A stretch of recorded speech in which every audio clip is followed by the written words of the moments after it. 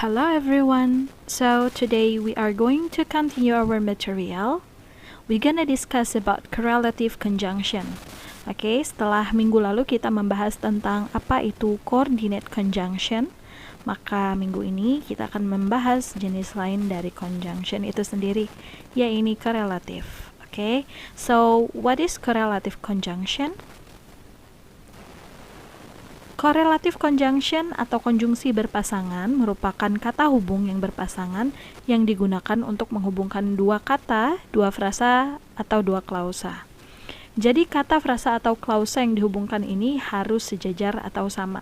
Misalnya, kita mau menghubungkan kata benda, maka setelah kata hubung itu harus diikuti juga dengan kata benda. Begitu juga dengan verb, maka selanjutnya harus diikuti dengan verb, dan kata sifat pun harus diikuti pula dengan kata sifat.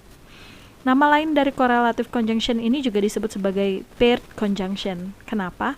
Karena kata hubung satu ini, dia itu selalu memiliki pasangan dan pasangannya nggak bisa digantikan dengan yang lain. Kita simak ya untuk slide berikutnya. Oke, ini yang tadi disebutkan dengan mereka sudah memiliki pasangan masing-masing. Contohnya di sini ada both. Both itu pasangannya adalah and. Kemudian not only but also, either or, neither nor, whether or.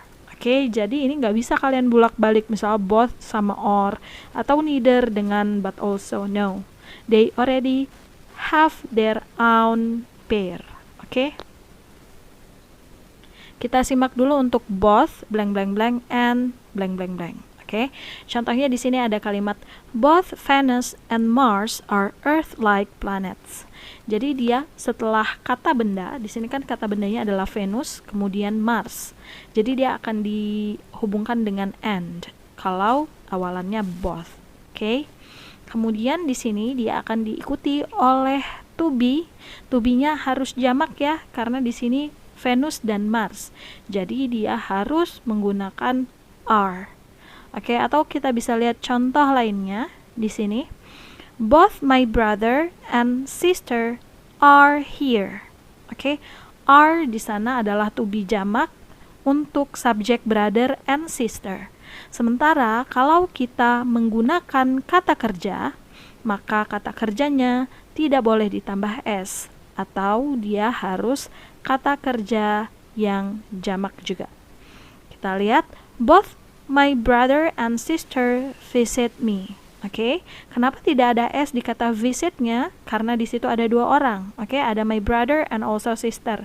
Jadi mereka masuknya ke pronoun they, atau kata gantinya adalah they. Kemudian ada juga not only blank blank blank but also blank blank blank. Nah, untuk not only pasti pasangannya selalu but also. Oke, ketika digunakan untuk menghubungkan dua buah subjek, maka verb yang mengikuti ditentukan oleh subjek yang paling akhir. Diingat ya, subjek yang paling akhir, yang dekat dengan verb.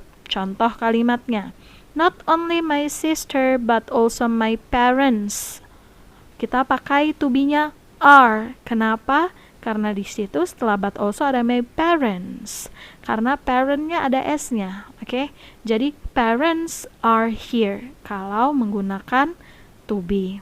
Sementara kalau misal kita mau menggunakan kata kerja, maka kata kerjanya juga mengikuti subjek yang paling dekat dengan kata hubung kedua. Bisa dilihat, not only you but also my parents go to the zoo. Kita pakai go karena di sana sebelum go ada kata my parents. Oke, jelas ya. Jadi kalau dalam suatu kalimat apabila subjeknya sudah ada s di belakangnya, maka kata kerjanya harus mengalah, nggak boleh pakai s juga. Jadi dia harus pakai go biasa tanpa tambahan s. Bisa kalian baca dan kalian lihat di sana. Ketika digunakan untuk menghubungkan dua buah kata atau frasa atau klausa, maka kedua frasa atau klausa tersebut harus setara. Always be like that. Oke. Selanjutnya yakni either blank blank blank or blank blank blank. Artinya either ini juga atau, dan titik-titik atau. Bisa kita lihat di sini, either blank blank blank or ketika digunakan untuk menghubungkan dua buah subjek, maka verb yang mengikuti ditentukan oleh subjek yang paling akhir yang dekat dengan verb.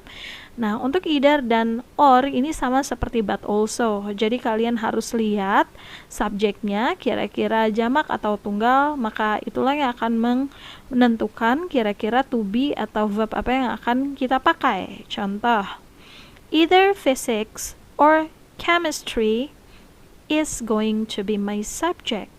Kita lihat kata yang paling dekat dengan verb adalah chemistry. Oke, chemistry di sana, that's why kita menggunakan is. Oke, karena dia merupakan kata gantinya kalau pakai pronoun adalah it. Kemudian kita bisa lihat juga untuk selanjutnya, yakni I will take either chemistry or physics. Okay, so you can see that bahwa selalu either pasangannya adalah or. Next, ini juga nggak terlalu jauh beda dengan either. Kalau untuk secara arti, ada neither blank blank blank nor. Contohnya, neither you nor my friend will come back to school.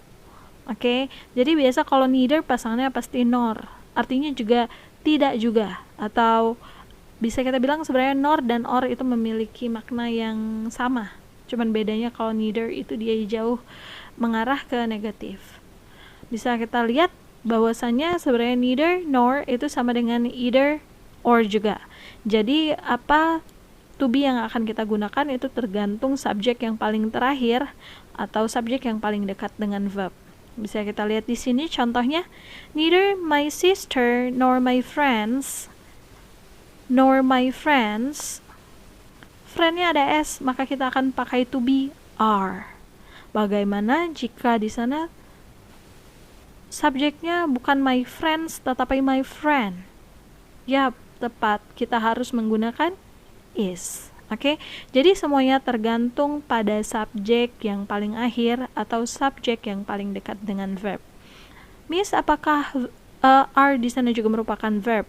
Yes, we can say that are di sana adalah auxiliary verb. Oke. Selanjutnya yakni whether blank blank blank or blank blank blank.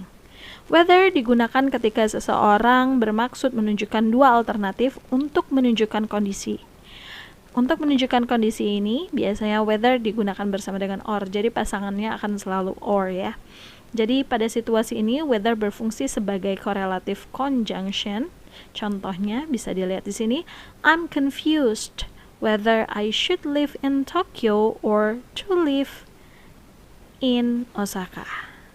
Okay, so you can see here we have word whether dan akan selalu disambungkan dengan or.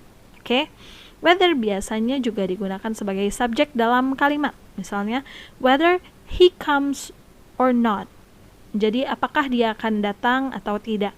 Tetapi kita nggak bisa mengartikan selamanya whether ini sebagai apakah, karena dia hanya digunakan maknanya sebagai apakah untuk membandingkan dua hal. Contoh ya, misal kamu bilang, saya masih bingung nih mau pilih merah atau putih. So you gonna say, I'm still confused whether I have to choose black or white. For example like that. Merah atau putih, red or white. Okay, something like that. Oke, sekian untuk penjelasan dari Miss.